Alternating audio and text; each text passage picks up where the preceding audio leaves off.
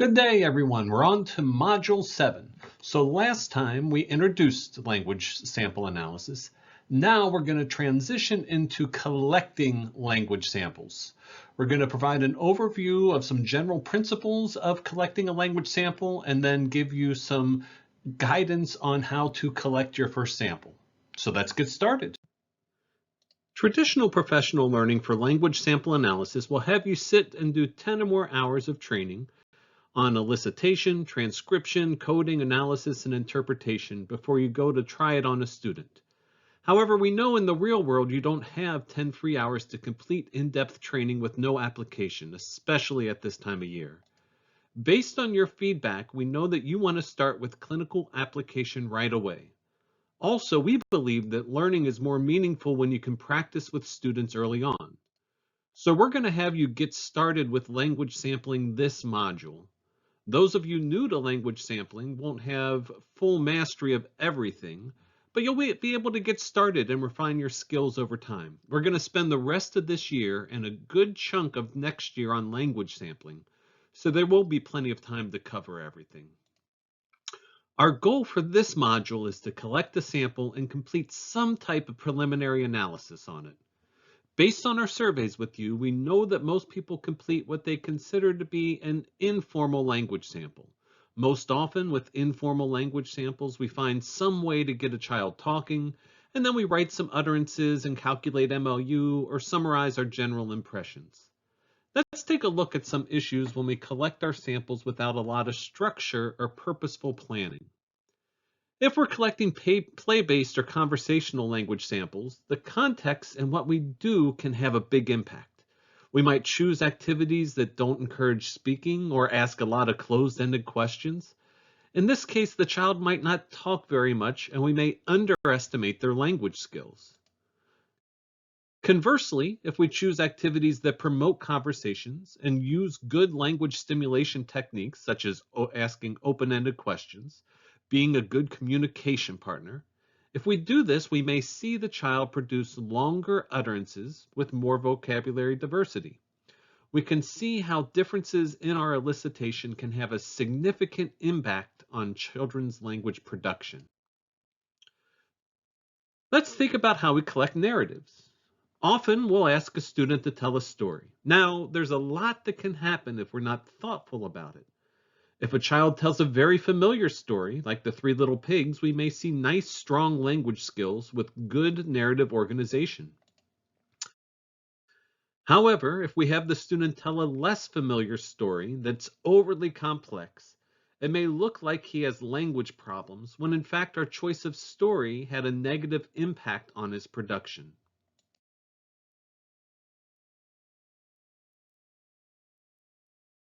So why am I making such a big deal about protocols? Well, one, I really like them because they're purposeful. They set out in a purposeful way of getting kids talking, of getting high levels of language produced, and also looking at particular genres. You know, we can be very purposeful and specific in looking at conversational discourse versus narrative discourse versus exposition or expository. Also, all of these protocols that we're sharing, they've gone through a level of research and development. So they've been vetted. There's a level of validity and reliability with them.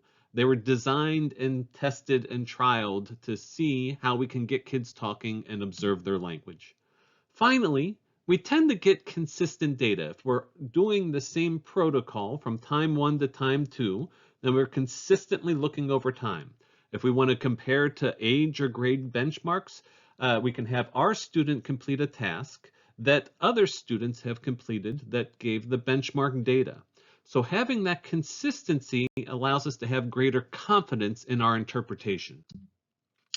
Now, when we're thinking about how we elicit a sample, we want to be very purposeful. And this is what we really want you to focus on for this module.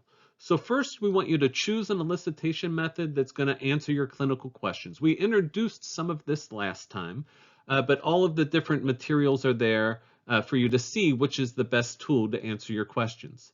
Now, just like any new test, we want to really spend some time understanding what the expectations are so that when we need to read the protocol, we need to have materials available for us. We need to collect the sample and really thinking about fidelity, right? Are we adhering to the protocol and administering it as it was intended? Now, because we're looking at this relatively transitory event of discourse and speech, we need to go back and reflect on it, right? So it's really a best practice to record the sample as well. Don't need to overthink it, don't need a high quality recorder. For the most part, everyone has an app on their phone and it has a level of security. That's what most folks do, is record it right on their phone. Now, thinking of our goal for Module 7, we want you to get out there. We want you to try this out. We want you to collect a sample. We want you to complete some type of analysis. Really, we're trying to focus on learning by doing, getting some experience, and refining our skills over time. Now, because your district has invested in SALT and transcription services, we're going to focus on SALT. The last module, we introduced different types of language sampling, and those are great ways of approaching language sampling, but our time together, we really want to make sure that we're focusing on SALT and supporting access and use of the SALT software and the transcription services. Now, one of the issues with professional learning on language sampling is that many of you have different levels of training and experience. We know some of you are more in that beginner stage where you're just learning about SALT and language sample analysis. Most of you are probably somewhere between beginner and intermediate. You've gotten some professional learning on SALT. You've maybe collected some samples, submit a sample or two to transcription services. And some of you are very experienced. This is a regular part of your clinical practice. So we want to try to give different options and meet you where you're at. So where are you? If you're a beginner, I think that what we want to do is just get you out there starting to collect some samples. Collect the sample, see how it goes, learn the protocols. If you're more in that intermediate stage, you can really refine your practices, refine your ability to complete protocols with high fidelity. Maybe try out a new protocol.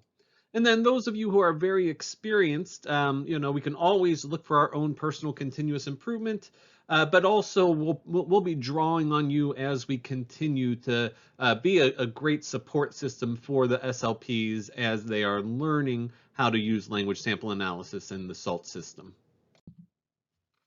So I want you to note, one thing I'm a little concerned about with this approach is if we just start implementing language sampling and we learn by doing, there is a fair chance of some inaccuracy with early assessments. Therefore, we really recommend that any early attempts, if you haven't gone through the full training, that you use them for lower stakes assessment. So it could be a supplement to your comprehensive evaluation where you have other high quality data that you're really drawing on to make those high stakes decisions. Or I think it works really well to collect a language sample as part of your progress monitoring for a student who's currently on your caseload. We do anticipate that with time, you will become much more accurate with your language sampling practices, and it will become a much more prominent part of your comprehensive assessments. So looking to the application activity, we want you to spend your time collecting a sample. You don't need to do anything in your learning log. You're going to share what you did at the next community of practice. We'll just quickly ask you what you did so we can document it, and then you can also share your experience with your colleagues. And finally, please don't wait to do this. This is not something you can do the day before our community of practice, so please take a look at some of the protocols, think of what you want to do, and find a student and do it. Now, since you have transcription services available, we're going to focus on SALT. As I mentioned before, some of you have a lot of experience, some have a bit of experience, and some are new to completing SALT analyses. So we're going to try to meet you where you're at with a particular focus on elicitation. So your task for this module is to review the elicitation protocol and the guidance, and we have some links below. We'd like you to collect and record a sample, and then as your workload or time allows, you can either upload that sample for transcription services and then get a transcript and complete analysis.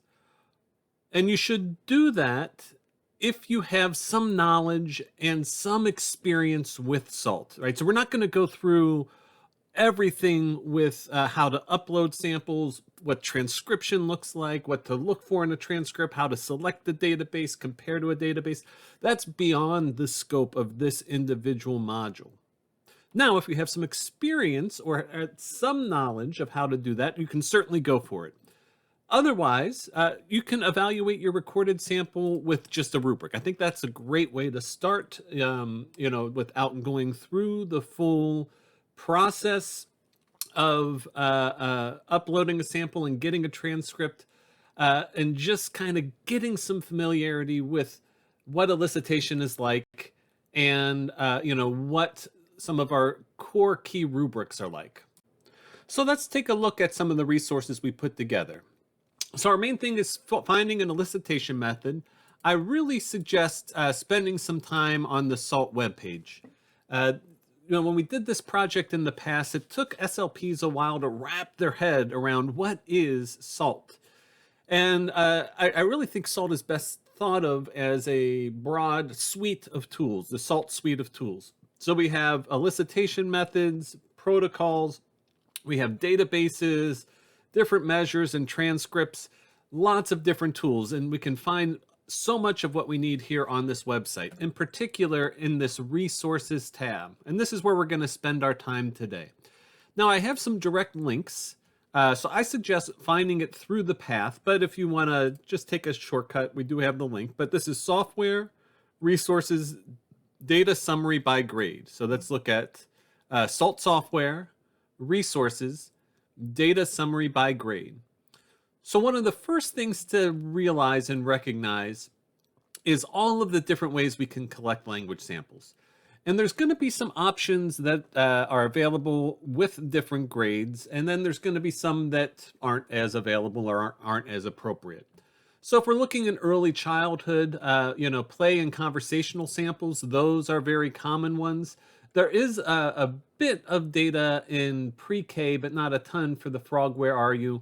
We're not going to talk much about the test of narrative language, but you can compare to databases for the test of narrative language. Generally, pre-K, kindergarten, first grade, we do a lot of focus on play and conversation, and then transition into different types of narratives. So you can see the different elicitation methods that go with grades. So to spend some time here, think about a student you want to see.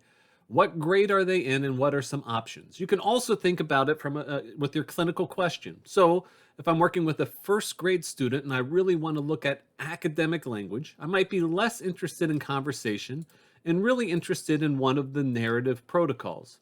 So we have story retells and SSS, that stands for Student Select Story. So you can choose one of those. Now, for the narrative retells, you need a wordless picture book. You have access to them. If you don't know where to find them, that might not be the best one to start with, and you might choose something else. As we look through advancing grades, when we start getting into the older grades, we see that there's different types of stories for our narrative retells. So we have Pookins and Fluffy and Dr. DeSoto. We also see that there's some different options that are available. Our SLPs with our older students have most frequently used what we call expo or expository and persuasion. So those are good ones for us to go. So you can spend some time here looking at the different elicitation methods and what is available for your students. Then when you started to hone in on one or two different methods, it's really good to look at the database descriptions and protocols, okay? So what we're going to do, we're going to find the protocol. And again, I'm going to follow the path here. So saltsoftware.com, resources, database descriptions and protocols. So resources, database descriptions and protocols. You can also click directly on the link. And here we have all of those different protocols that are available, all those different elicitation methods. And then let's say that we, cued in on a narrative story retell. We can click on the protocol, and it's going to have the directions for us, right? It has a script that we can tell. It has, you can use a recording if you want. It has the actual script for Frog, Where Are You? For the other books, you can just actually read them from the book. And then we have, the different procedures that you should adhere to. So what's your role? What types of prompting is appropriate and accepted and things like that. So we're going to choose a protocol, review that protocol, and download it. Now, for the narrative retells, like I said, you can get the picture book, and be sure you choose the correct picture book based on the student's grade. You can go back and refer to that data summary. And then also, it's good to print out all of these protocols so you can find them. If you're going to do expository or persuasive samples, you really need to have the printed planning sheets there for your students. Now, if you've done a lot of language sampling and you're like, come on, John, I've done this before, this isn't new to me, I think this is a good time to check in. Print out that protocol, read it again. Am I adhering to it with good fidelity? We can always do continuous improvement within ourselves. So let's take the opportunity to examine our practices, or maybe look at a different protocol that you haven't looked at as much in the past. Then we will collect and record the sample and follow the protocol. When you record it on the SALT website, they talk about recorders. Generally, people use their phones. Phones have pretty good recorders, pretty good apps, and good security. And then you can, like I said before, you can submit it for transcription if you have some experience and knowledge.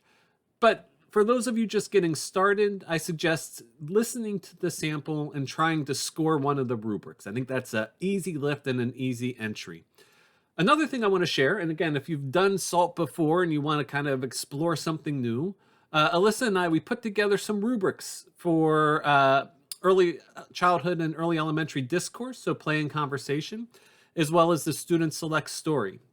So what we did is we went through the WEMLs and the academic standards, our high mileage standards, and we developed some rubrics that you can try that are based on those standards, right? So Alyssa went through and did a crosswalk with the ASHA documentation and seeing what we would be looking for with these different ages and grades and how they align to the standards. So, if you're not quite ready for the full transcription and analyzing the SALT sample, or you want to look at it in a different lens, this could be a nice thing to do. We also did this for our student selects story narrative. So basically a narrative from memory. In both of these, we copied and pasted the protocol just for convenience. And then what we did is we went through some of our high mileage standards and tried to summarize what we see in each of these different grades. And that can give us an idea of where our students are. So if we're looking at a student in first grade and they're not doing any of the kindergarten skills that we might expect, then they're not meeting those criteria that we would expect to see at this grade.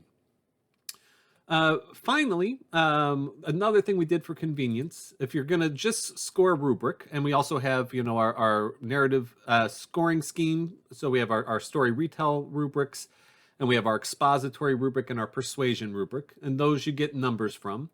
If you want to look at those and aren't ready yet to analyze it with the SALT software, just for convenience, I put together a document with means and standard deviations for our narrative scoring scheme, our ESS, and our PSS.